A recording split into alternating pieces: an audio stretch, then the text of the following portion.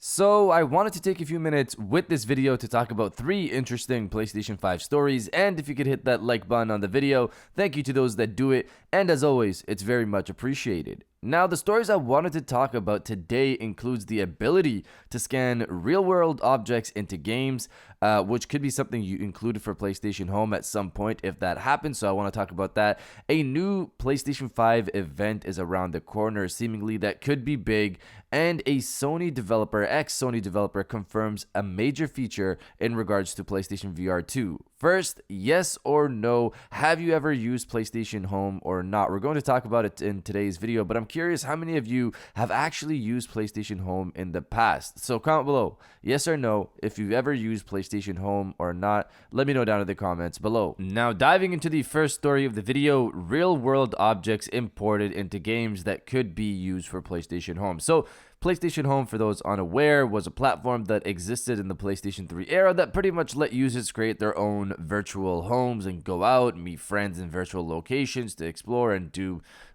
virtual activities. It's pretty much this idea of the metaverse, or what most people understand as the idea of the metaverse. You have an avatar that you design to look like you. There are activities you can do, different public locations you can visit, and even activities and locations based on major IPs that clashed into PlayStation Home back in the day, like Resident Evil and Far Cry. It was a live platform. PlayStation Home, sadly, of course, shut down in 2015, but there's been rumors of it making a return with PlayStation VR 2. With that out of the way, let's talk about the news story today here. Reading from Gaming Bolt, it's been clear for a while now that Sony is heavily invested in the virtual reality space, and with the recent announcement of PlayStation VR 2, it's become even clearer as of late.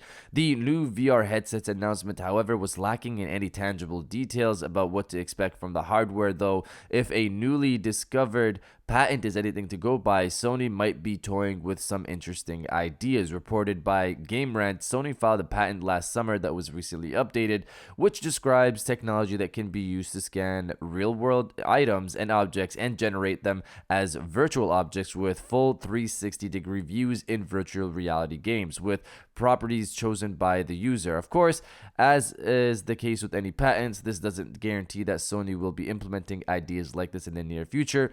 Often patents are just companies protecting their technologies and ideas and don't necessarily materialize as something concrete, but it does indicate that there are ideas that Sony is at least toying with. Now, for me, when I first read this, the first thing that came to mind is PlayStation Home. Imagine if Sony allowed you to scan your own real-world objects in your room and bring those into your own virtual space in PlayStation Home. I think that will make people more attached to their virtual space if it resembles their real-world space. Again, it's just a patent, as the article states. We'll see if that ever happens. We'll also have to wait and see, of course, if PlayStation Home hopefully ever returns. Now, diving into the second story of the video, new PS5 event around the corner. Reading from DualShockers, a reliable industry insider has claimed that a new PlayStation event is coming soon, with more details to share once it's announced. The last PlayStation State of Play event took place at the end of October 2021 and gave fans a look at Five Nights at Freddy's, Security's Breach, Death's Door, First Class Trouble, and more.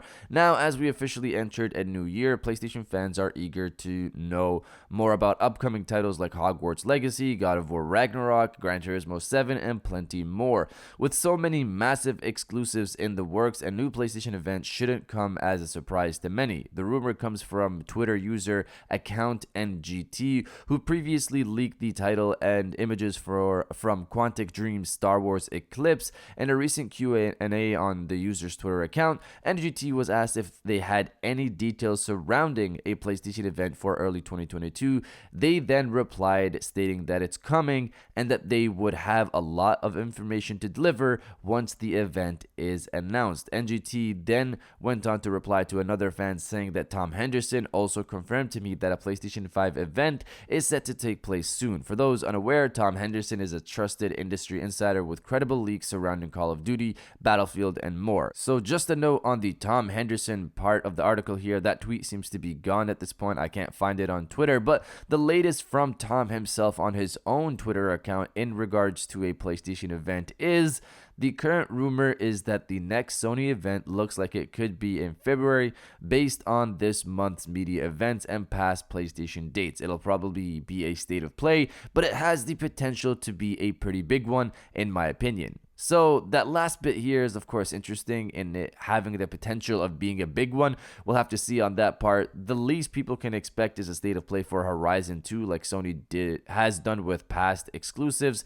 before the release of the game itself. For me personally, I can't help but wonder if there will be a PSVR 2 event anytime in the near future. If reports of production starting soon and shipments beginning in Q2 are real, I would assume an event has to be in place for that. I guess talking about PSVR 2 while also promoting something like Horizon 2 or games in the near future at the same time maybe it doesn't work, so they'll do it later, maybe separate the two. I'm not really sure. We'll see. Regardless, an event is seemingly happening in February, but keep your expectations in check as always. If it is a state of play, don't expect an announcement this month. They usually announce those days ahead, 2 days ahead. If it's a bigger event, a week ahead, maybe 5-6 days ahead, they give it some space. But you guys let me know if you think Sony is going to have an event next month or not. Let me know down in the comments below. Now diving into the final story of the video, dev confirms major features. So